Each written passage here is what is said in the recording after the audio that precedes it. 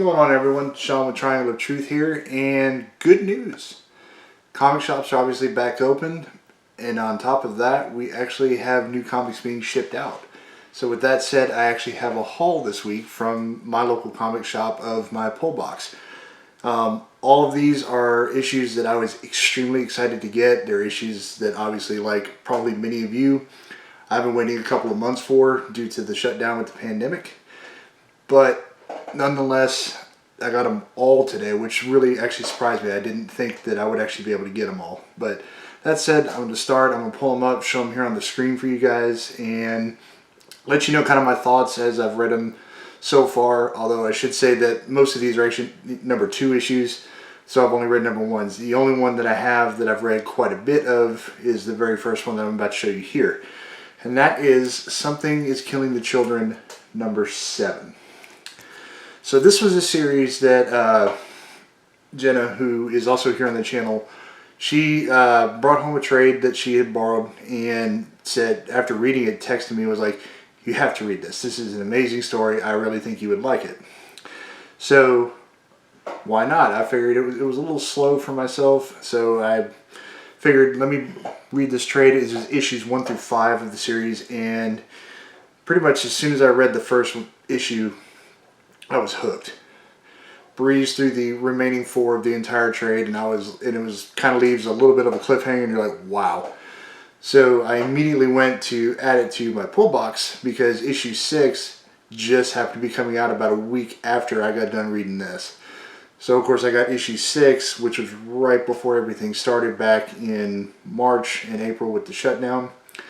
Read that, and it leaves you another cliffhanger, and I've been waiting 2 months to get issue 7. So I'm really excited to dig back into this story. I'm hoping to do an actual review on the first trade, volume 1, here in the near future. And then of course keeping you guys up to date as these new issues come out, and eventually probably around issue 10 after I read it, maybe do like a volume 2, so to speak, review of it to give you another update. So that is that one. That's also from Boom Studios. The next one was one that was kind of was put in my pull box. Jenna actually works for the local comic shop that we've all been shopping at for years now. And she snuck this one in my pull box, issue 1, again, just for the pandemic. That's when I got all the issue 1s of these things. And she goes, "I really think you'd like it. The cover seems cool. The synopsis seems really interesting. Let me know what you think of it." And it's from a new company that we've all really just recently learned about called AWA. They've actually got a lot of cool stuff fixing to come out, so definitely would recommend checking them out. And that title is Archangel 8, and this is number 2 of that series. And the first one really gets into the story nicely. You don't have to worry about a whole lot of background build-up and whatnot. It gets in, and you still understand exactly what's going on with this story. And you get to the end of it, and they really kind of add that supernatural element to it, I guess is the best way to describe it. And I was like, literally just the last page, and that was kind of my face. It's just this. And I've been waiting to get into issue 2 to see where they expand on the story. So definitely check out this along with some of the other stuff that AWA is coming out with. I know that Jay and Jenna got a couple of their issues of some of their newer series that I'm sure they'll do a haul video on here soon, and you can check them out. But definitely go check out AWA Studios. The last 2 I have are from basically the comic company that, for me personally, this year has taken me by storm, and that's Aftershock. And that started off with me reading Pestilence from them, the entire omnibus of both stories. Oh my god. So this was one of their deals that was pretty hyped up when it came out. Got issue 1, read it. You know, it really does a good job of giving you some background, really setting the story up, the characters, and, you know, the protagonist and the antagonist. And that is Join the Future. This is issue 2. Issue 1 came out obviously a couple of months ago. And I can't wait to dive into the story to see where they take off in this from the end of volume 1, which I can't really spoil it for you. I will just say that it ends with like an attack and that's where the action really kind of seems to pick up. And I think that in this issue, that's where the story is really going to take off and get going. Last but not least is another one that when I read about it, at least the synopsis, I was extremely excited because I like assassins, I like time travel. I get both in this.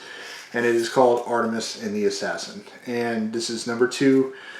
And basically what it is Artemis is, I take that back. I can't remember if Artemis is the name of the main character or not, and I do apologize, I should know that. But basically it's about a top level assassin that travels back in time to World War II to kill a top spy. And the first issue really does good in showing the assassin at first. They show you their training, what they're capable of doing, blah, blah, blah. And then it comes back into I think it's 43 in World War II times, and you finally meet the spy and the cell and everything that she's a part of. And it kind of ends with the two of them meeting up. So that's really all I'm going to say about it. So I'm excited to dig into issue 2. And mainly because it is Aftershock. And given how much of their stuff that I have gotten to read over the past, I would say 3 to 4 months. I've read Pestilence. I'm digging through Animosity, which has like 26 issues. I'm on issue 10 of that now. Unholy Grail. I did The Revisionist. That was the very first thing I ever read from them. That was actually several years ago. So everything from them is absolutely killer.